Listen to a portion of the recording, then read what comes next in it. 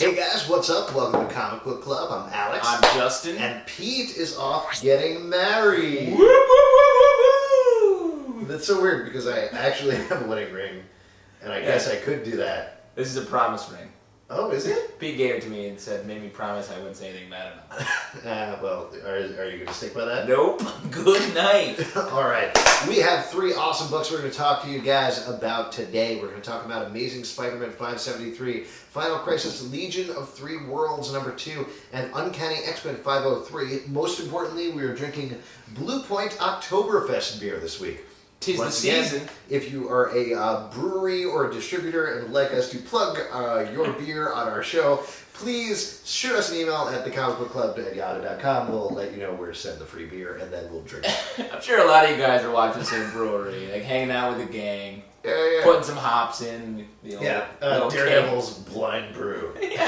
Yeah, right on. Nice. All right, let's move on. Talk about Amazing Spider-Man 573, wrapping up the New Ways to Die storyline. I feel like we've been a little back and forth about this. What'd you think? Definitely, I've been up and down on it all through.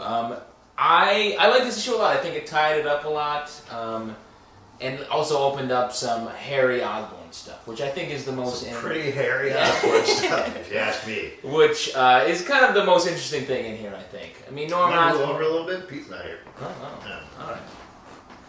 Well, you moved over too, so we're still close. We're still close. No, I don't have a problem with the closeness.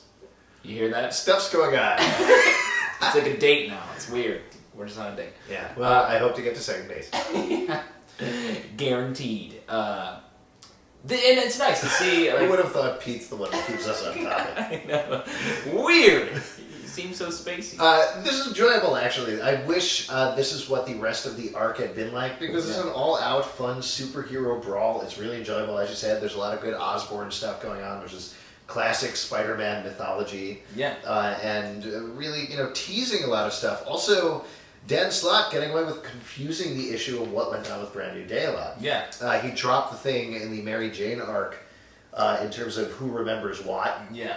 In here, there's the whole thing where Norman Osborn makes a joke about Harry Osborn dying. Yeah, it's so weird. It's so strange. When they gotta explain this in a really good way eventually. Well, yeah, and the Brand New Day stuff shouldn't have really affected Harry at all. And so the fact that his dad's like, we've all died a couple times, right? Harry, come on, party time. It's just a comic book. We're just characters in a comic book. And it's like a little too much on the nose. This is very good, though. Really enjoyable. Great art. Also, I think Romita Jr. was kind of saving up for this one, or at least he had enough time for this one. Yeah. Because the other stuff has been... I love him, as you know. Been my least favorite work. And it's been a little choppy. This is all very smooth and finished. Great, fun issue. What'd you think about the Stephen Colbert story, quickly? It didn't do much for me. I don't know. It's fine. It wasn't as bad as I thought it would be. True. I bought the Colbert cover, actually. Oh, did you? Yeah. Oh, okay. I bought the Goblin cover because I am a comic book fan. We should pour a little bit out figuratively to our homie Pete, who would be like, it blows. Huh? Nice one. All right, cool. Let's move on and talk about Final Crisis Legion of 3 Worlds #2. This issue was great. Fantastic. So good. We talked about the last time how Jeff Johns to me was like, I'm going to write the series and I'm going to make you love the Legion. Yeah. I don't know if I'm there yet, but I'm really enjoying the Legion. In particular, there's a sequence in here which has 3 Brainiac 5s arguing with each other that is perfect. There's so much going on in this. It's such a dense read, but it doesn't ever seem like heavy weighted, making you feel like you're not inside it. You're inside it the whole time. There's I love all these characters. I love Legion now. What's beyond love? I don't know. Fetishize? Whatever Pete feels about the Punisher. Yeah. Ooh, yee. You're there. Gross. But yeah, it's great. The thing is, you have to know a lot about these characters to kind of get this. I feel like there's a lot of this that I'm reading that I'm not quite appreciating on the level I should be because I don't really know these characters. The only thing I really know is Mark Waid's run, the recent run. I haven't really read it much other than that, and of course the stuff Johns has been doing in Superman. Yeah. But it's really enjoyable. Superboy Prime gets off some great lines in this issue that I really liked a lot. What was the thing about... I don't remember. even in do some research. Yes. Even in all the, he has like hundreds, literally hundreds of characters in this comic book, and it never feels like you're lying. And George Perez's art is really nice. I mean, I go back and forth on him, but he's got it all going on here. And you really, there are so many characters, and you still you still get hit with the emotional moments. Well, there's a certain character that's killed in here, and it was sad, even though you're like, I don't know this guy really. Yeah, absolutely. I mean, Johns excels at that. He also really excels at building up the villains, making unimaginable odds. For those of you who haven't seen this double-page splash, Yeah. George Perez, of course, like, how does he get this many characters into a panel? It's crazy. Obviously, it's what he's known for, but he does such a great job of it. He just squishes them. Oh, it's great. And I actually also enjoyed his art more in this issue than the last issue. It felt a lot cleaner and a lot more balanced. Definitely. George Perez should do Pete's wedding photos. Oh, He should draw Pete's wedding photos. that would be good. You know what Pete would say about that? That blows. Yeah, my wedding blows. Is probably what he's saying right now. I'm looking forward to that. All right, let's move on and talk about Uncanny X-Men 503. Guess what? You're getting a triple pickup today. This issue is great. Man, these guys, Fraction and Brubaker, are killing it. This is like, and the X-Men universe has been like kind of jumping from like big event to big event without really getting into the characters and like kind of bringing new readers in and stuff. This is so good.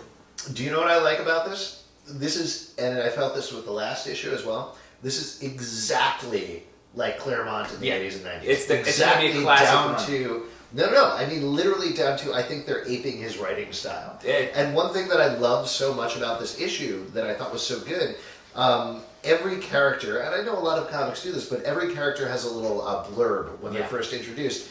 Like Danny Moonstar, Psionic Cheyenne Warrior, Depowered, Karma, Mind Possessor, Recreational Beer Enthusiast. And my favorite... Fun and funny, but at the same time, for new readers, bring them in the middle of a storyline. My favorite one was Warren Worthington III, Flight, Rich, like as his superpowers.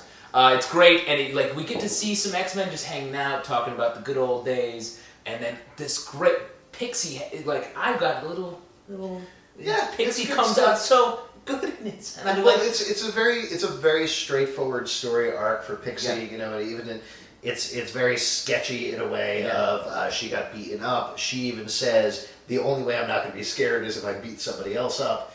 But then she does, and it's badass, and it's fun. And I think what this feels like is not, we're the most important book of all time. Yeah. But instead, we're having fun with the X-Men, and the X-Men should be fun, which makes it more important. It's right. That's a good, the ease in which this story comes off is fantastic. And a lot of people are down on Greg Land's art, and in this, it's like, go back and forth. But some of the panels, especially of Pixie at the end, beautiful. Yeah. Although it's looking at Cannonball, I'm like, it's Johnny Storm from your Fantastic Four. I know. He does the same thing all the time. I don't have a problem with it. I enjoy it. It's nice, clean, fun movie artwork. It feels big. It feels over the top. And of course, there's a thing at the end, which I am both really hoping they handle well and totally excited about. Yeah? So I'm nervous about it, but also excited about it. Wow. We can talk about it if you want, maybe. I don't know. Can we? Can we spoil a little bit? I don't know. Can we do a spoiler alerting prior to talking about it? Yeah, Pete's not here. We can do it correctly. Ah, sweet. Madeline Pryor's back. Awesome. Probably. I'm still doubtful. I'm still doubtful it's her. Come on, Infernus is coming. That's gonna be Infernus is coming. Maybe she's back. I still kind of think Mutant Zero over at Avengers: The Initiative is probably Madeline Pryor.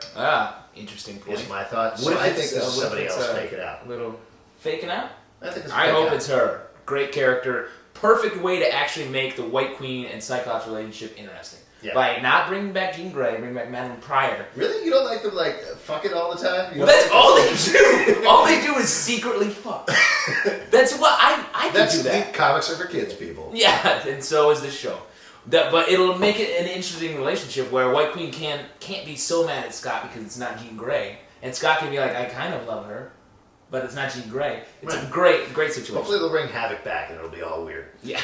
So definitely pick this up, right? By weird you mean orgy? Yes, definitely. Yes. Pick up Uncanny Orgy coming next week. It's going to be a great book. If you guys have a question, you can write us at thecomicbookclub@yahoo.com. Also, please comment below, subscribe, tell your friends. Check out our blog at popcultureshock.com/cbclub. And if you're ever in New York, do you know what to say? Oh. No, I've never. All right, I think if you're ever in New York, That doesn't sound right. If you're ever in New York, we have a live Come on show. down, we have a live show, Comic Book Club, Every Tuesday at night. 8. We have Come amazing down. guests. We're going to have a ridiculous show November 11th, so definitely check that out. And It's we going to be have- our post-election wrap. John McCain, Barack Obama, Bob Schieffer is going to be there. Yeah, it's Moderating. great. Joe the Plumber. Awesome stuff. Really, we're hot on issues tonight. The actual show is Bendis, Fraction, Brubaker. And Jeff Katz just added. Oh, man! Yeah, we're going to have to get a bigger theater. Jaws.